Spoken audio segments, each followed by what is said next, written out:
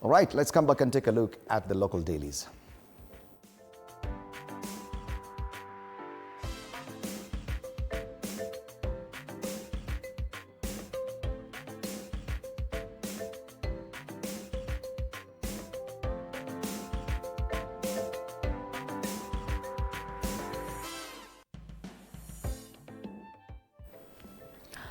All right. Let's start off with the Daily Nation today. Queries over Ruto's 5 trillion shillings funds. Concern pressed in a tight corner by Kenyans who have rejected tax increases. And with limited room to borrow, President Ruto has resorted to using public money to attract private sector investments in public projects, promising to make Kenya a first world country in 30 years. But a day after the cabinet approved establishment of 2 kitties for the 5 trillion shillings plan, questions have emerged on the formation, utilization, management, and accountability of the funds. President Ruto said, "We will close the gap between the rich and poor and lay a firm foundation for Kenya's transition to a first world economy." That's an economic takeoff. Yes, now you see some of the issues raised, including the fact that this fund, the NIF, National Infrastructure Fund, will be run under a limited company. NIF will be actually a limited company. So we put all enough government resources into that. And many people are saying, okay, fine, so tunaweka pesa kwa limited company, alafu, what happens? The other thing is this, it's quite ambitious and it's positive, infrastructure growth, first world aspirations in 30 years, but 30 years, you know what happens? And after every regime change, na ule anakuja anasema hiyo mambo yako sitaki kusikia. So why are we talking about 30 years? How sure, how certain are we that whatever is begun now will be sustained through successive regimes? Right, and that's a question that a lot of people are asking. DCI probes Jirongo death in horror crash. Scene of accident, Karai area along the Nakuru-Nairobi highway on December 13. Everything has been covered here on the front page. CCTV footage at Presto Station near scene where Jirongo died months later. They give an account of everything that happened leading to his death here. Jirongo's car drives into Eagle Petrol Station from the Nairobi direction. He did not refuel. And at 2:19, his Mercedes-Benz registration number, that is KCZ350C, stops at the station exit. And at the same time, Jirongo's car turns right, driving back towards the Nairobi direction. CCTV captures the Climax Company Limited PSV bus registration number KCU 576A ramming into his vehicle. So everything happened within a very short period of time here.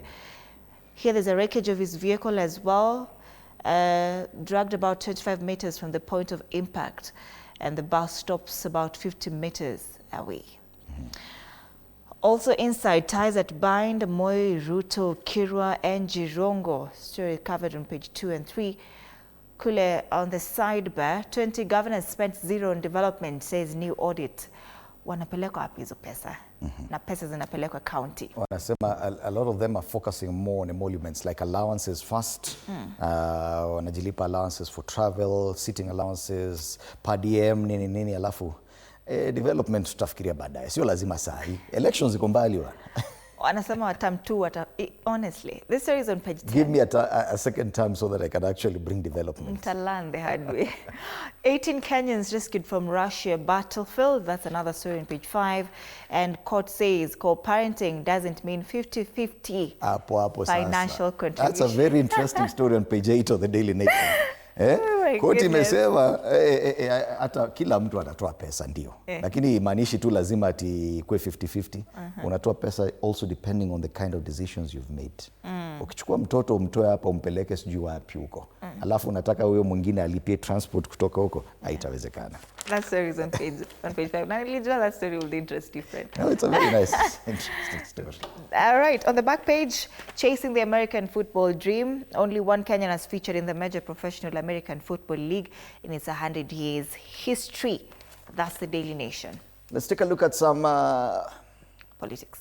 Not really politics, it's matters devolution. It's the same story we've seen there. Walitumia sufuri kwa maendeleo, ni magavana hapa. Mdhibiti wa bajeti yaonyesha jinsi county zilitumia mabilioni kwa mishahara na ziara na sufuri kwa maendeleo. So watu tu uko tu ni kuflow tu. And if you see, I once visited one county and it happened that another governor from a different county was coming to pay a visit to his counterpart, now the governor of that county where we were.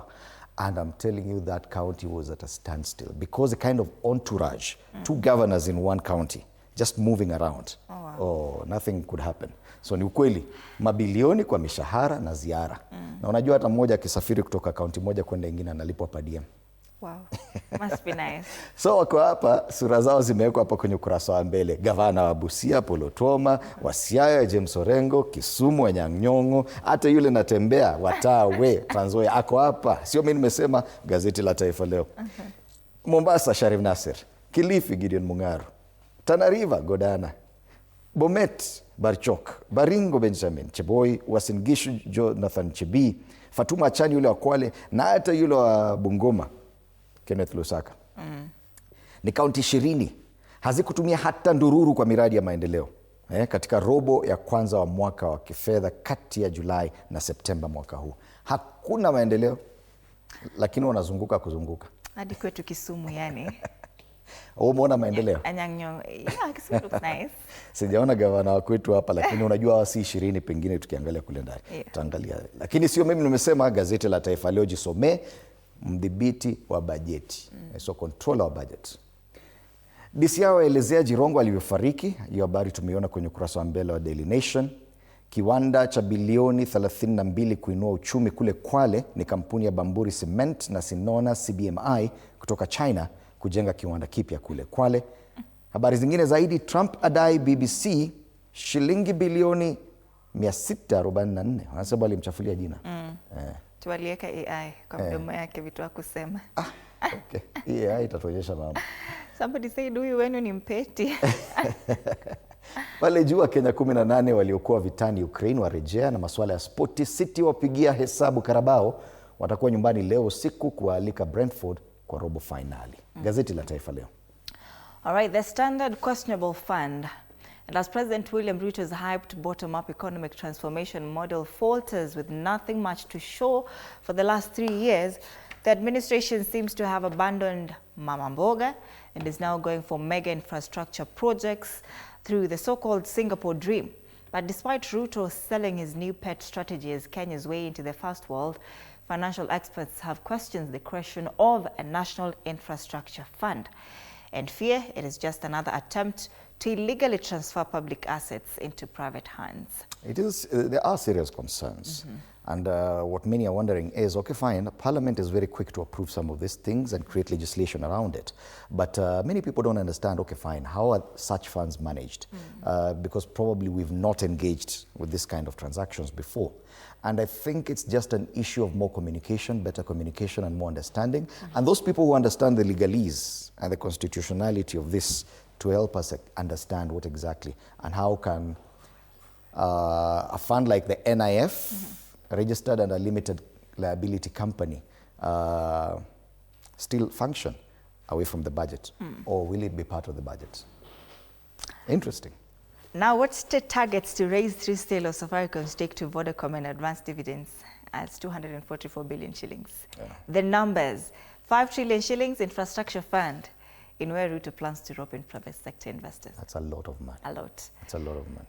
Other stories here, and for the very first time in a long time, Standard imeongeza other stories on the front page. 18 rescued from Russian front line, and they just opposed with this story here that they did some time back. That talked about help, we are dying, Mr. President, don't turn your back. This is matters trafficking, and 18 families can breathe a sigh of relief after their loved ones who were previously trapped on the Russian war front line returned home. And of the 18, 16 were assisted by Kenya's embassy in Russia, while 2 notified the embassy and found their own way back. That's the story on page 8. On the back page, from selling newspapers, Osimhen glows at the sight of AFCON trophy. Victor helped Super Eagles reach the African playoffs for the 2026 World Cup. And 15 different countries have won the Africa Cup of Nations since 1957. The story on the inside page is page 3. Wanasema bar worker who killed lover in a Nairobi slum pub, jailed for 15 years. Hii masuala ya mapenzi saa ingine huwa inaleta shida sana. Mapenzi tu unaua mtu kidogo kidogo hivi, jela. They call it passion of what? crime of passion. Crime of passion. And unajua wengi wanafikiria ati crime of passion utaachiwa. We ameenda. Have you noticed that the papers today are a bit light? Very light. Christmas. Kwanza the Daily Nation inamaanisha tunafunga mwaka. I'll see you. 8 days to Christmas, stories zinaenda zikipunguka. That's the Standard. All right, let's focus on the Star now. Ruto walks into split ODM in first post-Raila tour. Nyanza backyard embroiled in fierce debate as president visits Migori. So this is a story on page 6 of this paper. Wametumia picha ya president akiwa huko Lodwa. Ile ilikuwa inaitwa nini? Tobongulore. Tobongulore ama ni gani alikuwa juzi. Anyway, so page 6. Allies of former Prime Minister Raila Odinga continue to trade barbs over 2027 political deal with President William Ruto, even as the head of state prepares for his first visit to the region after Raila's burial. So the president is today expected to attend the 5th edition of the Pinyiluo Festival at Trongo University in Migori County. Yes, so the president will be in Nyanza. It's the very first trip since Raila Odinga's funeral for him to go there. They also focus on that, more details of the Jirongo car accident, and they have more images of even other vehicles. I think they're focusing on what we focused on yesterday, issues around road carnage. Week of road carnage leaves dozens dead. Quite a number of people have lost their lives on roads, and we hope that this will not continue into next week as more people hit the road for festive season. Why Ruto's Mount Kenya East allies are pushing for regional split. Of course, Mount Kenya politics, East versus West. Pale juu, survival spending, debt consumes half of budget as crucial projects wait. Control of budget, talking about matters, budgetary allocation and spending, not just at the county level, but also at the national level. Also, the Star is a bit light this morning. Nyuma amejaza sporty as well. All right. People Daily. State starving counties of devolution funds. Stingy are the center. Ani wale ambao to me.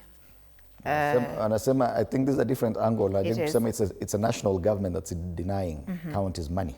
They say devolved units left to drive treasury funding as basic service delivery suffers across the country. Stingy are the center. That story is on page 4. Simba Arati Tosha is a question here. Push to succeed Raila gains momentum in ODM. That story is on page 7 of the Business Daily.